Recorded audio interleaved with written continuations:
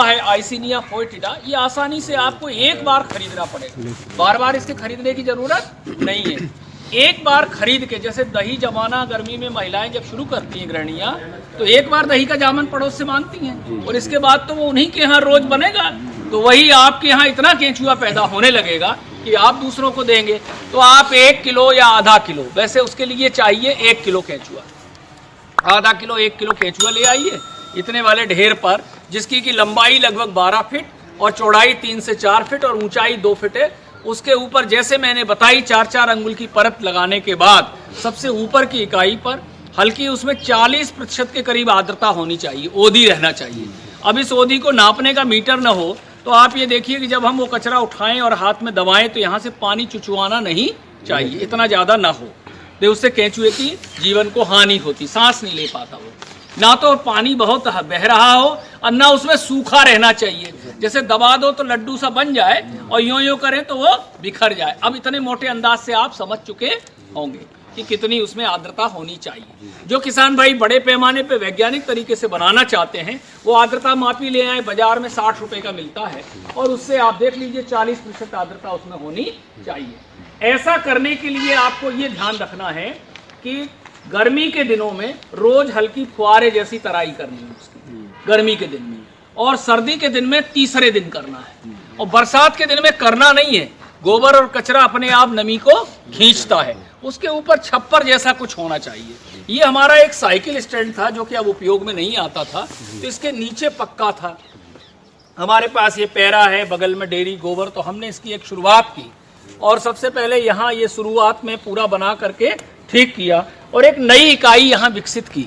वस्तुतः आपको जो दिखाएंगे वो तो अभी आगे है, ठीक है ना, वहाँ हम ले चलते हैं। शुरुआत में इसे 300 से 400 रुपए प्रति किलो के भाव से खरीदना पड़ेगा और बाद में आपके यहाँ स्वतः बनने लगेगा।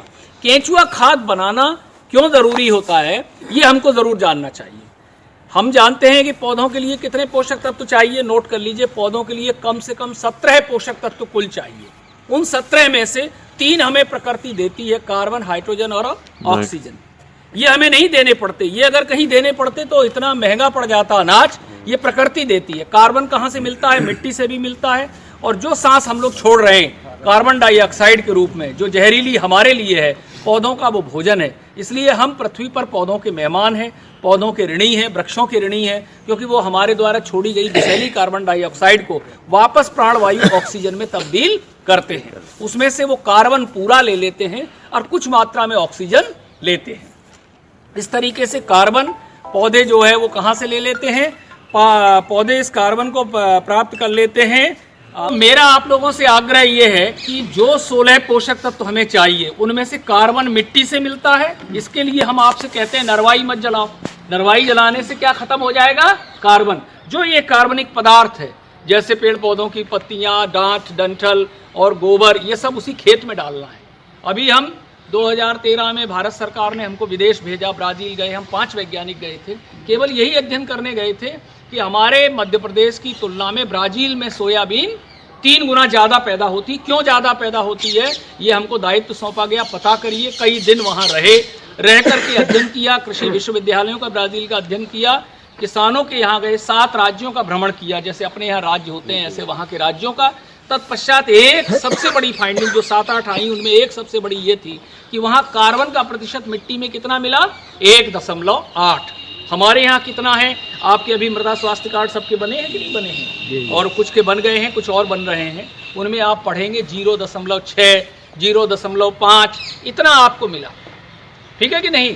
तो ये कम है। इसको सही मात्रा में लाने के लिए आपको अपनी मृदा में कार्बनिक पदार्थ मिलाना चाहिए, और वो कार्बनिक पदार्थ जब आप मिला दोगे तो आपको मिट्टी में अपने आप कार्बन की मात्रा बढ़ेगी, और यदि हम उसे जलाएंगे तो फिर मिट्टी किसी काम की नहीं रह जाएगी। हम एक जैसे व्यापारी अपने पुत्र को विरासत में अपना जीवन काल पूरा करने के पश्चात क्या दे जाता है? वो दे जाता है पेट्रोल पंप का मालिक, तो पेट्रोल पंप दे जाएगा। लेकिन हम तो खेत छोड़ के जाएंगे ना, तो खेत कम से कम हम ऐसा छोड़ें जिसमें आगे भी उत्पादकता ली जा सके। इसके लिए हम लोग कहते हैं टिकाऊ खेती, सस्टेनेबल एग्रीकल्चर एक वर्ड होता है, टिकाऊ खेती या सस्टेनेबल एग्रीकल्चर। इसका अर्थ ये होता है कि हम खेती के उत्पादों को कम से कम खेती के उत्पादों को पूरा करें और इसके साथ ही साथ उनको ज़्यादा से ज़्यादा मात्रा में हम उन्हें वो बता सकें कि कैसे उनका ज़्यादा से ज़्यादा मात्रा में वो पूरे पोषक तत्व उन्हें दे सकते हैं। तो आज तक कोई भी ऐसी खाद की विशेष बड़ी उर्वरक की फैक्ट्री, ऐसी फैक्ट्री नहीं है जो कि हमें पूरे के पूरे पोषक तत्व प्रदान करने वाली खाद दे सके। कौन सी है? यूरिया है। यूरिया में क्या मिलता है? नत्रजन 46%। और डीएपी में क्या है? 2 पोषक तत्व हैं। कौन कौन से 2 पोषक तत्व हैं डीएपी में? बताओ। डीएपी में है नत्रजन और फास्फोरस 18-46 के अनुपात में, और एक बहुत करो तो एक आता है एनपीके 12-32-16, उसमें नत्रजन 12, फास्फोरस 32 और पोटास 16। इसके अलावा कोई चीज इनमें उपलब्ध नहीं है। ऐसी परिस्थिति में यदि हम चाहें तो हम 12 एनपीके 12-32-16 से अच्छा है कि हम एक ऐसा खाद देखें, ऐसा उर्वरक देखें जिसमें 3 वो छोड़ के बाकी के 13 पोषक तत्व पाए जाते। वो कौन सा है? किसी फैक्ट्री में नहीं बना, वो है केंचुआ खाद। इसमें पूरे के पूरे 13 पोषक तत्व पाए जाते हैं। वो कौन कौन से हैं? 3 तो आपने दे दिए, बचे हुए 3 नत्रजन, फास्फोरस और पोटास, वो केंचुए खाद में मिलते हैं। फिर इसके पश्चात जो सूक्ष्म पोषक तत्व हैं 11, वो सामान्यतः सभी में उपलब्ध नहीं होते, लेकिन केंचुआ खाद में वो भी उपलब्ध होते हैं। तो उनमें कौन कौन से हैं? विशेष रूप से सल्फर, गंधक, लोहा, तांबा, मैग्नीज, मैग्नीशियम, बोरान, मैलिब्डिनम, ये ऐसे सूक्ष्म पोषक तत्व हैं कि जिनकी फसल में, पौधों में, फलदार वृक्षों में, हार्टिकल्चर में अत्यधिक महत्ता है। लेकिन इनका नाम सूक्ष्म पोषक तत्व क्यों रखा? इसलिए नहीं कि इनकी महत्ता थोड़ी है, इनकी मात्रा कम लगती है, लेकिन इसकी उपयोगिता बहुत अधिक है। इसलिए इनको सूक्ष्म पोषक तत्व कहते हैं, क्योंकि इनकी मात्रा या तो मिलीग्राम में या पीपीएम में लगती है, पार्ट्स पर मिलियन, बहुत कम मात्रा लगती है, लेकिन इनकी महत्ता बहुत अधिक। उदाहरण के लिए आपने देखा होगा कि बोरान जो होता है, आप में से कई किसान भाइयों के यहाँ अनार का पेड़ लगा है, अनार का फल फटने लगते हैं। तो अनार का जो फल फटता है तो किसान भाई पूछते हैं, साहब हमारे यहाँ अनार लगा है, फल फट जाते हैं, लगते तो हैं, तो बोरान की कमी के कारण। तो आपको वहाँ बोरेक्स पाउडर आता है बाजार में, वो अपने पौधे में डाल दीजिए, आपका फल फटने बंद हो जाएंगे। अभी कई किसान भाई पूछते हैं, हमारे यहाँ गेहूं की फसल हमने 2 पानी भी दे दिए, यूरिया की टॉप ड्रेसिंग भी कर दी, पीली पड़ रही है, वो उठ नहीं रही, हरी नहीं हो रही फसल। उसका मुख्य कारण क्या है? उसमें मैग्नीशियम की कमी। मैग्नीशियम पौधों में पर्णहरिम का निर्माण करता है, क्लोरोफिल का। तो अब कई सालों से हम लगातार उगा रहे हैं, ये कभी डाले नहीं, केवल क्या डालते रहे? नत्रजन, फास्फोरस, नत्रजन, यूरिया, डीएपी के अलावा कुछ डालते हो आप? नहीं, जबकि हमें डालने ये सब चाहिए। यही कारण है कि अपने यहाँ पुराने पूर्वज लोग जो आम के पेड़ लगा गए, वो आम के पेड़ों में कहते हैं साहब 25-30 साल से ये बिरवा आमा के बहुत फरक रहा, अब एक तो फल नहीं लागे। अब इसलिए नहीं लगता कि वो वृक्ष तो चलता नहीं है, जितने उसके नीचे जहाँ तक जड़ों का साम्राज्य था, वहाँ तक का सब पोषक तत्व उसने खींच लिए। तो अब हमारा कर्तव्य क्या बनता है कि जहाँ वृक्ष गड़ा है उससे गुड़ाई कभी यहाँ नहीं करनी चाहिए। यहाँ तो मिट्टी चढ़ानी चाहिए। अगर आप हॉर्टिकल्चर के विषय से, ये ऐसे मिट्टी चढ़ा दो, तने को मजबूती प्रदान करो। यहाँ गुड़ाई कभी नहीं करनी चाहिए। वृक्ष जो ऊपर फैलता है उसको दोपहर 12 बजे सूर्य की किरण सीधी होती, एक लाइन डाल करके छाया की रेखा बना लो और उससे 25% यानी 4 आना भर अंदर आओ और फिर एक छल्ला बना लो, वहां गुड़ाई करनी चाहिए। क्योंकि वृक्ष की जड़ जो भोज्य पदार्थ लेती हैं, पानी लेती हैं, यूरिया, डीएपी लेती, वो कहाँ पाई जाती हैं? वहीं पाई जाती, वो दूसरी जगह नहीं पाई जाती। इसलिए अपना कर्तव्य क्या है कि हम वहां पे भोजन दें जहां उसका मुख है। आप 2 दिन मेहमानी को गए, अपने घर लौटे, 2 दिन से कहीं मान लो बाजार का नहीं खाते थे, तो आप भूखे हैं, घर में आए, बच्चे से बोले, लेट गए, बड़ा भूख लगी है, जल्दी से कुछ बनवाओ। अब खीर पूड़ी बन गई, अब आप कह रहे हो भूख लगी है, और वो यहाँ रख दे गरम खीर पूड़ी, तो भोजन का लाभ मिलेगा क्या? भोजन का लाभ तो कहाँ से मिलेगा? मुँह से। अब भूख तो लगी है पेट में, तो भोजन का लाभ यहाँ से नहीं मिलेगा, बल्कि वृक्ष को हानि होगी। यदि हम इस प्रवास के दौरान इतना भी सीख गए, आप ये देखिए, हम लोग जाते हैं किसान भाइयों के यहाँ, कल भी एक सतना जिले के भ्रमण में गए थे, है ना, बहुत बड़ा कार्यक्रम था, कोऑपरेटिव वालों ने रखा था, उसमें हम यही प्रशिक्षण देने गए थे। तो देखते हैं तो किसान भाई यहीं गड्ढा खोद के, यहीं गुड़ाई करके, थाला बना के, इसी में पानी के डालते। यहाँ से तो आप यहाँ से मिट्टी ऐसे चढ़ाइए, ऐसे चढ़ाइए, और फिर वहाँ जो हम बताए जितनी छाया बन रही है, मान लो वो छाया की लंबाई है 10 फीट, 10 फीट का घेरा है, तो आप उसमें से 3-4 फीट अंदर आ जाइए। फिर गुड़ाई करिए तो वहाँ वो वाली जड़ें मिलेंगी, बारीक तृतीय टर्सरी रूट, जहाँ से पौधा अपना सामान लेता है। तो वहाँ आप गुड़ाई कर दीजिए। कितनी गुड़ाई करनी चाहिए? जड़ की गहराई के ऊपर है, वैसे कभी भी 8-9 इंच से ज्यादा गुड़ाई नहीं करें, फिर नीचे की मिट्टी अपने आप ले लेगी। और जब भी पहली बार गुड़ाई करिए तो पहली रात उसमें केवल पानी भर डाल दीजिए 8-10 बार, ताकि वो रास्ता बन जाए। फिर अगली बार आप उसमें उर्वरक घोल करके फिर खाद डाल दीजिए। केंचुआ खाद मिलानी है तो केंचुआ खाद मिला दीजिए। वो जो छल्ला बनाएंगे उसकी चौड़ाई कितनी होनी चाहिए? लगभग 6 इंच होना चाहिए।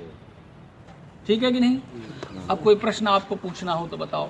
यदि आप केंचुआ खाद डालेंगे तो आपके खेत की वाटर होल्डिंग कैपेसिटी यानी जल ग्रहण क्षमता बढ़ेगी। नहीं बहुत अच्छी बात बताए। अगर आप अभी ये 2 खंबे हैं, इनमें हम एक में मिट्टी का ढेला बाल्टी में डुबा के रख दें और एक में गोबर का कंडा रख दें, तो मिट्टी का ढेला जल्दी सूख जाएगा और गोबर का कंडा देर में सूखेगा। इससे क्या प्रमाणित होता है कि यदि खेत में गोबर की खाद पड़ी है, केंचुआ खाद या कंपोस्ट खाद, तो उस खेत में पानी ज्यादा समय तक टिकेगा। और जिस खेत में इसका अभाव है उसमें पानी ज्यादा समय तक नहीं टिकेगा। इसलिए यदि हमको खेत की जल धारण क्षमता बढ़ानी है, कहते हैं ना मिट्टी सांस लेती है, मिट्टी सांस नहीं लेती, मिट्टी में पाए जाने वाले सूक्ष्म जीवाणु सांस लेते हैं। वो सूक्ष्म जीवाणु करोड़ों की तादाद में, उनकी संख्या दिन प्रतिदिन घट रही है, क्योंकि हम वो यूरिया डीएपी फिर चारा मारने की दवाई इमेजी थापर ये डालते चले आ रहे हैं।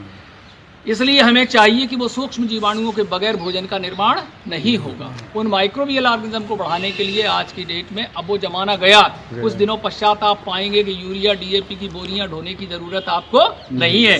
अपन विलेय उर्वरक मिलेंगे, आप थोड़ा सा लिक्विड रहेगा, उसका हल्का सा छिड़काव कर दीजिए, बहुत तेज पैदावार आपको मिलेगी। इसलिए किसान भाइयों को चाहिए कि समय के साथ परिवर्तन करें और आप पोषक तत्व का प्रबंधन करें। वो केवल यूरिया डीएपी से ना करें, अपितु उन्हें भी डालें, यूरिया डीएपी भी डालें, परंतु साथ में समन्वित पोषक तत्व इंटीग्रेटेड न्यूट्रिएंट मैनेजमेंट करें।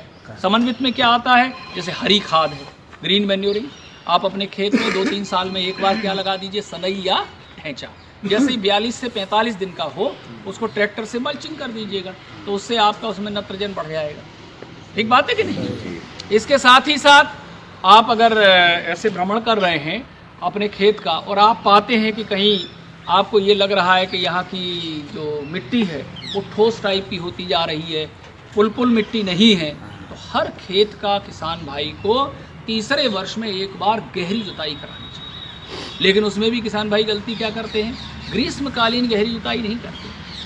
गहरी जुताई कब करनी चाहिए? जैसे ही गेहूं कटे, 17-18 अप्रैल को आपका गेहूं कटा, 20-22 अप्रैल तक गहरी जुताई कर दो, तो आखिरी पानी जो दिया था गेहूं में उसकी ओदी मिल जाएगी, तो जुताई करने में सुविधा रहेगी। नहीं तो खेत पूरा खर हो जाएगा, फिर आपकी गहरी जुताई। दूसरा, नीचे की ओदी ऊपर आएगी और आपके उसमें यदि कोई भी खराब से खराब खरपतवार चारा है, मान लीजिए सबसे खराब है कांस या गुंदिला, तो उसमें आप गहरी जुताई करके खेत में अब बोना तो है नहीं कुछ, तो खाली खेत में आप डाल सकते हैं ग्लाइफोसेट नाम की दवाई। लिख लीजिए, ग्लाइफोसेट चारा मारने की दवाई। एकदम आपका कांस और गुंदिला सब खत्म हो जाएगा। कितनी डालनी है ये दवाई? 5 ml प्रति लीटर पानी में, 5 ml प्रति लीटर पानी में आपको डालना है ना? ठीक है ना? क्या दवाई बताएं? ग्लाइफोसेट बाजार में राउंड अप के नाम से, वीट किलर के, टोटल किलर के अनेक नामों से आती है। ठीक है ना? तो ये आप डाल देना। तो आइए, कोई प्रश्न इसमें कोई किसान भाई को? साहब अरहर हमारे वो यहाँ पे जब फूलत पड़ती तो बिल्कुल सूख जाती, वो उगठा नाम का रोग, वो अरहर भर में नहीं, उगरा कहा थे गाँव में। वो चना में लागत है, मसूरी में, अरहर में और अमरूद के बिरवा ज्यादातर। वैसे और भी फसलों में है, पर ज्यादा समस्या रहेगी चना और मसूर, अरहर और बिही के बिरवा। आप देखिए आधा है ना? इसके लिए आपको क्या करना चाहिए? बीज करके बोनी करें। और यदि खड़ी फसल में लगने लगे तो जिस पौधा सूख गया उसका कोई इलाज नहीं, परंतु जो पौधे सूखने की कगार पर हैं उनके लिए लिख लीजिए ट्राइकोडर्मा। लिख लीजिए ट्राइकोडर्मा 1 किलोग्राम लिख लीजिए 10 किलो गोबर की खाद में मिला करके भुड़क दीजिए खेत के अंदर। ट्राइकोडर्मा है ना? रेत या गोबर की खाद 1 किलो ट्राइकोडर्मा डालना है। अब इतने बड़े खेत में कैसे डालें 1 एकड़ में? तो 10 किलो गोबर की खाद या केंचुआ खाद महीन करके उसके साथ मिला के डाल दो। वैसे आजकल विलेय ट्राइकोडर्मा भी आने लगा, घुलनशील, लिक्विड ट्राइकोडर्मा आता है, 180 रुपये लीटर है, कृषि विश्वविद्यालय जबलपुर से मिलता है, तो आप उसका भी उपयोग कर सकते हैं। ठीक है ना। और कोई ग्लाइफोसेट और दुकानों में किस नाम से? ग्लाइफोसेट इसका रासायनिक नाम है। हम वैज्ञानिक ये सोचते हैं किसी कंपनी का नाम न लें, बल्कि रासायनिक नाम बताएं। ये 2500 नाम से बाजार में आता है। वैसे हमने अभी अपने खेत में डाला था, ग्लाइसील नाम से डाला, सस्ता पड़ा था, 365 या 70 रुपये लीटर आया था सरकारी तौर पे, तो इसका परिणाम अच्छा मिला था। पर इसको डालने के पश्चात 10 दिन तक आपको खेत में बोनी नहीं करना चाहिए। जब खेत खाली हो तभी ये डालना है। और यदि आपको मान लो किसी समय ऐसा करना है, खेत में बहुत चारा है और हमको ज़्यादा समय नहीं है, कहते हैं ना 13 कार्तिक 3 आषाढ़, जल्दी बोनी करनी है, तो आप ऐसी परिस्थिति में क्या करिए, पैराकॉट नाम की दवाई आती है, पैराकॉट, ये आप आज डालिए और दूसरे दिन आप इसकी बोनी कर सकते हैं। पैराकॉट डाल